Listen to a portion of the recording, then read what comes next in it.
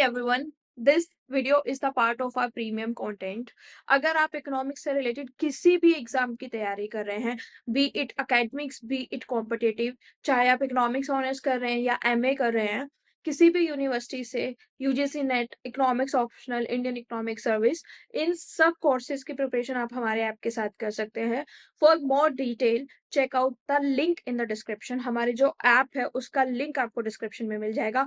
For more free content, you can download the app or you can directly WhatsApp at the given number below and enjoy the lecture.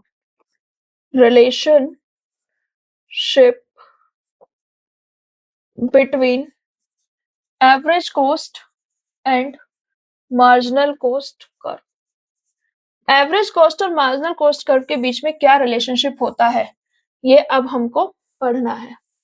तो सबसे पहले तो draw कर लेते हैं.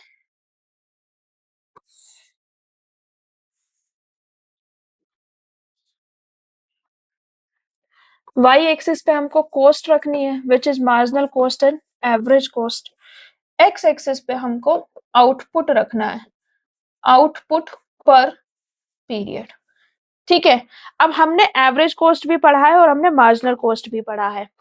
ठीक है, एवरेज कॉस्ट जब हमने पढ़ा और मार्जिनल कॉस्ट जब हमने पढ़ा तो हमने ये देखा कि दोनों की ही यू शेप होती है.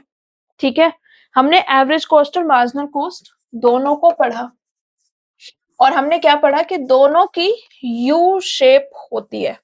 यानी कि एवरेज कॉस्ट हो या मार्जिनल कॉस्ट हो, क्या होता है, सबसे पहले ये एवरेज कॉस्ट कम होती है, साथ में मार्जिनल कॉस्ट भी कम होती है, फिर ये अपने मिनिमम पॉइंट पे पहुंचते हैं एंड उसके बाद में एवरेज कॉस्ट और मार्जिनल कॉस्ट जो है वो इंक्रीज होनी शुरू हो जाती है.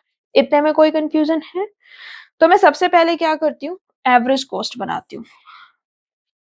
This is my average cost. ठीक है, this is my average cost and this is my marginal cost. Figure को देखिए, डायग्राम को देखिए. सबसे पहले तो मैं आपको मैथमेटिकली जो मार्जिनल कॉस्ट और एवरेज कॉस्ट के बीच का रिलेशनशिप है मैथमेटिकली समझाऊंगी. मैथमेटिकली अगर आप समझेंगे ना तो it will be very easier for you to explain, to understand कि कैसे हमको इसको अप्रोच करना है. ठीक है, अब देखिए डायग्राम मैंने बना दिया. डायग्राम पे अभी थोड़ी देर में हम आएंगे.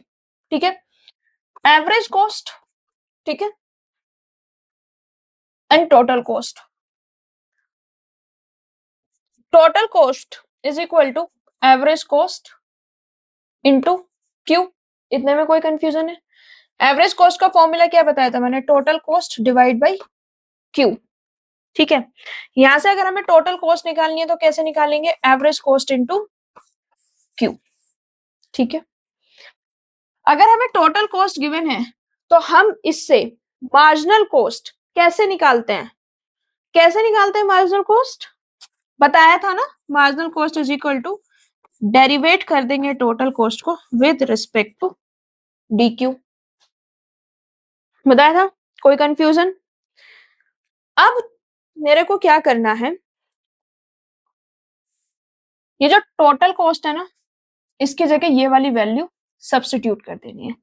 यानी कि marginal cost is equal to derivative किसका total cost, A C into Q divide by D Q. इतने में कोई कंफ्यूजन है? इतने में कोई कंफ्यूजन है तो प्लीज मुझे बताइए. आई होप इतने में कोई भी कंफ्यूजन होनी नहीं चाहिए. ठीक है, प्रोडक्ट रूल लगा देंगे. ए सी इंटू क्यू दो अलग अलग वेरिएबल के फंक्शन है, प्रोडक्ट रूल लगाइए, डेरिवेट कर दीजिए. तो marginal cost is equal to पहला फंक्शन ए सी इंटू दूसरे का derivative D Q divide by D Q plus दूसरा फंक्शन इनटू पहले का डेरिवेटिव. ठीक है, now marginal cost is equal to, ये तो D Q by D Q 1 हो जाएगा, average cost plus Q into D A C divide by C. ठीक है, ये वाली जो टर्म है D A C divide by D Q, D A C divide by D Q. आपको क्या लगता है ये क्या बता रही है? अगर हम AC को डेरिवेट कर देंगे तो हमें क्या बताएगी? This will tell us slope of average cost curve. तो ये वाली टर्म क्या बता रही है? This term is telling us slope of average cost curve.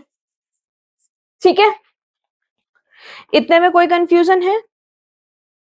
ठीक है, अब देखिए टोटल आउटपुट जो है ये तो हमारा पॉजिटिव ही रहेगा, नेगेटिव प्रोडिक्शन तो कभी हम कर नहीं सकते हैं। तो ये वाली टर्म जो है D A C divide by D Q, ये बता रही है स्लोप। अब हमको ये देखना है कि जो इसकी वैल्यू है वो डिफरेंट डिफरेंट वैल्यूज हमको रख के देखनी है। Marginal cost is equal to average cost plus Q D A C divide by D Q. ठीक है, अगर ये वाली टर्म जीरो हो जाए यानी कि D A C divide by D Q is equal to zero, ये वाली टर्म जीरो हो जाए तो Q into zero is equal to zero, यानी कि ये पूरे वाला जो टर्म है ये क्या हो जाएगी? जीरो। क्या बचा? Marginal cost is equal to average cost. यानी कि जब मार्जिनल कॉस्ट और एवरेज कॉस्ट का यानी कि जब एवरेज कर्व का स्लोप जीरो हो जाए तो मार्जिनल कॉस्ट एवरेज कॉस्ट के इक्वल हो जाएगा। पॉइंट ये है कि एवरेज कॉस्ट का स्लोप जीरो कब होगा? एवरेज कॉस्ट का कर्व स्लोप जीरो कब होगा? जब उसमें कोई भी चेंजेस नहीं हो रहे होंगे। ठीक है, यानी कि जब एवरेज कॉस्ट का स्लोप जीरो हो जाएगा तो मार्जिनल कॉस्ट एवरेज कॉस्ट के इक्वल हो जाएगी। पहली कंडीशन हमने ये मान ली। दूसरी कंडीशन हम ये मानते हैं कि D A C divide by D Q less than zero. अगर ये वाली टर्म अगर लेस देन जीरो हो जाए, नेगेटिव हो जाए, ठीक है, लेस देन जीरो हो जाए, नेगेटिव हो जाए तो क्या होगा? देखिए ये वाली टर्म तो नेगेटिव हो गई। ठीक है, तो हम ये कह सकते हैं कि जो मार्जिनल कॉस्ट है, ये जो LHS है मेरा, ये क्या होगा? This will be marginal cost will be less than average cost. ठीक है, क्या मतलब है इस चीज का? इस चीज का मतलब ये है कि slope of average cost curve negative होगा। कब नेगेटिव होगा? जब एवरेज कॉस्ट कम होगी या फिर when average cost is falling. ठीक है, इतने में कोई कंफ्यूजन? तीसरी कंडीशन, अगर ये वाली जो टर्म है D A C divide by D Q, if it is greater than zero then what will happen? Again marginal cost हमारी एवरेज कॉस्ट के इक्वल हो जाएगी। यानी कि स्लोप ऑफ एसी, ये क्या है? स्लोप ऑफ एसी है ना। अगर मेरा स्लोप जो है वो पॉजिटिव है या फिर ग्रेटर देन जीरो है तो एसी कर्व क्या होगा? एसी कर्व मेरा राइज कर रहा होगा, एसी कर्व मेरा बढ़ रहा होगा, क्योंकि एसी ग्रेटर हो गया ना इस कंडीशन में। यहाँ पे तो एसी कम था, यहाँ पे एसी बढ़ रहा है, ज्यादा है, तो यानी कि एसी मार्जिनल कॉस्ट से ज्यादा है। इसका मतलब क्या?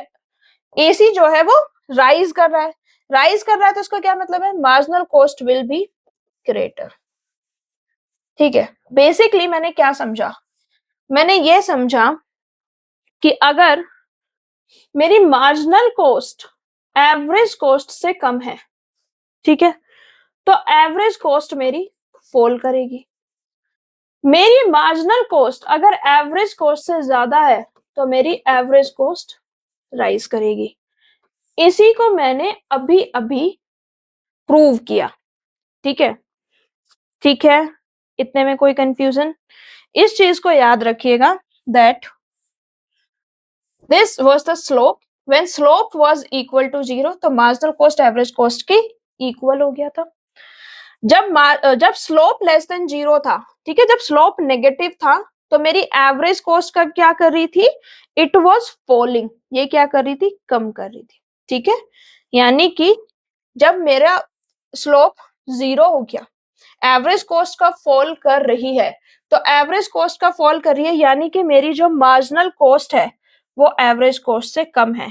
यही तो लिखा है मैंने कि मार्जिनल कॉस्ट एवरेज कॉस्ट से कम है, तो एवरेज कॉस्ट फॉल कर रही है। फिर मार्जिनल कॉस्ट एवरेज कॉस्ट से ज्यादा है तो एवरेज कॉस्ट राइज कर रही है।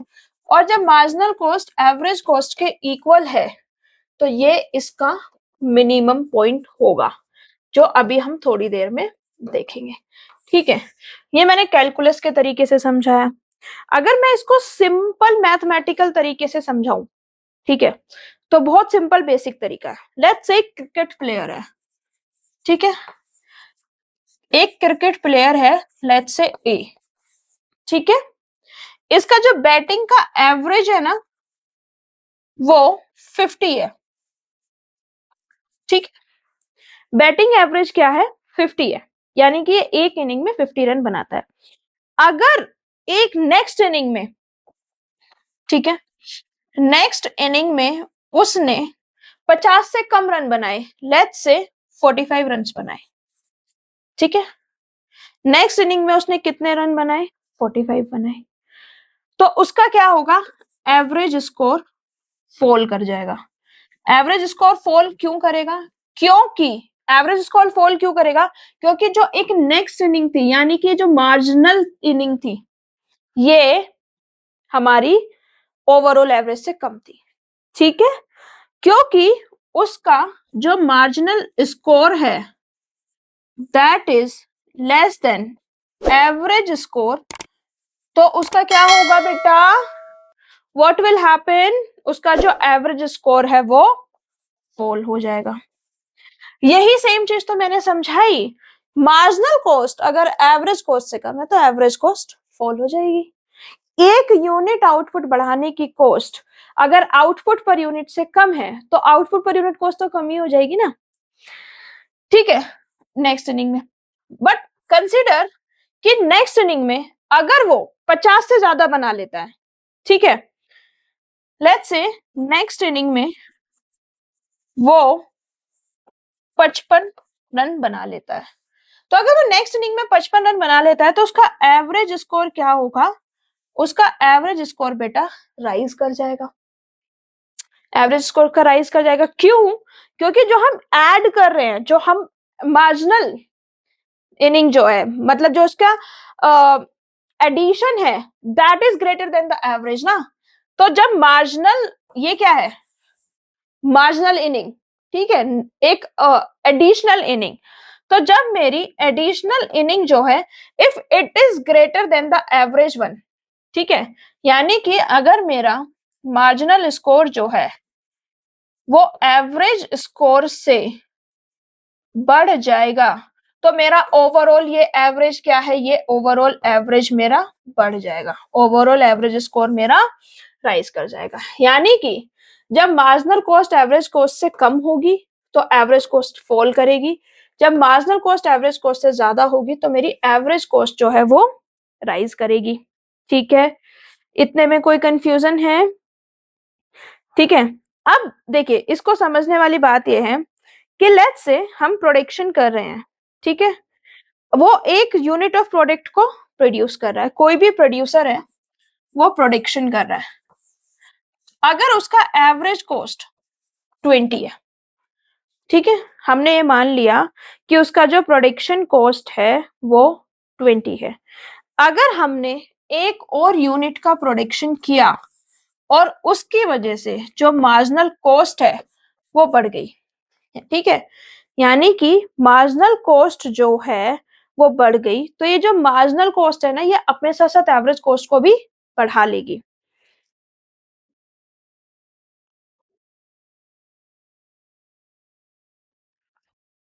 ठीक है, और अगर मार्जिनल कॉस्ट कम हो गई तो इसका मतलब वो अपने साथ साथ एवरेज कॉस्ट को भी कम कर लेगी। इसका सिंपल सा मतलब ये है कि अगर मार्जिनल कॉस्ट बढ़ रही है तो इसका मतलब ये है कि जो एडिशनल यूनिट मैं प्रोड्यूस कर रहा हूं ना वो additional unit must be costing more than average cost, यानी कि ये जो मार्जिनल कॉस्ट है it must be more than the average cost, ठीक है, तभी मेरा एवरेज कॉस्ट बढ़ रहा है, ठीक है, इतने में कोई कंफ्यूजन है?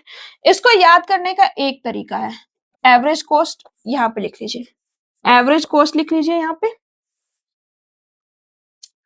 यहाँ पे मार्जिनल कॉस्ट लिख लीजिए, ऊपर मार्जिनल कॉस्ट, नीचे मार्जिनल कॉस्ट, ठीक है, इसको याद करने का एक ही तरीका है, ठीक है, जब marginal cost will be above than the average cost, ठीक है, जब मार्जिनल कॉस्ट, ये देखिए एवरेज कॉस्ट से ऊपर है ना, when marginal cost will be is above than the average cost, तो क्या होगा, मार्जिनल कॉस्ट एसी को पुल करेगी ऊपर की तरफ, ठीक है, पुल करेगी तो क्या होगा, पुल, अगर मार्जिनल कॉस्ट ज्यादा है और वो एवरेज कॉस्ट को पुल कर रही है तो क्या होगा, मेरा एसी राइजेस हो जाएगा।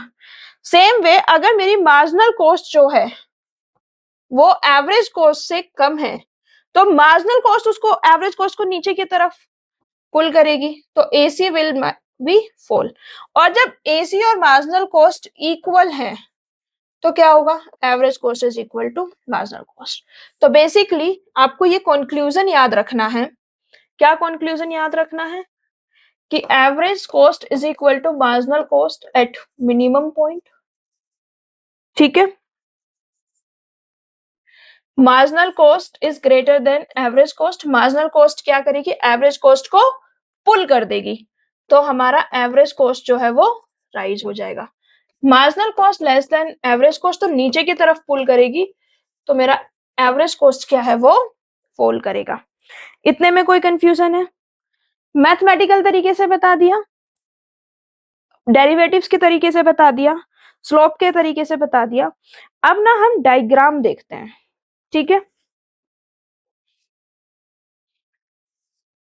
ये है इसका डायग्राम,